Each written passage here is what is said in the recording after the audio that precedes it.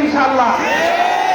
কোন সাতপন্থী কোন ব্যক্তি কোন আলেম ওলামা এবং শান্তিবাদী কাফেলা আছে, এই কাফেলাকে ক্ষতি করতে চাইলে এটা ভাঙানো যাবে ইনশাআল্লাহ।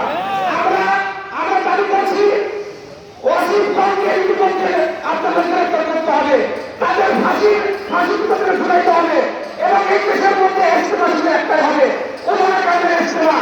এই দেশের মধ্যে কাদের ওলামা কাদের হবে, এই দেশের মধ্যে তবলিগের যত কার্যক্রম সব ওলামা কাদের আন্ডারে হইতে হবে, না হলে এই দেশের মধ্যে ইনশাআল্লাহ আমাদের দমন যদি চলে ওঠে, আন্দোলন যদি চলে ওঠে, ইনশাআল্লাহ ঠেকানো যাবে না। এই জন্য আমি উদাত্ত আহ্বান আছি প্রশাসন ভাইদেরকে এবং সেই সাথে আজকে রাষ্ট্রকে আমি মহত্ব আহ্বান জানাই, আপনি এই বিষয়ে আপনার সিদ্ধান্ত নিন, ত্বরিত সিদ্ধান্ত নিন।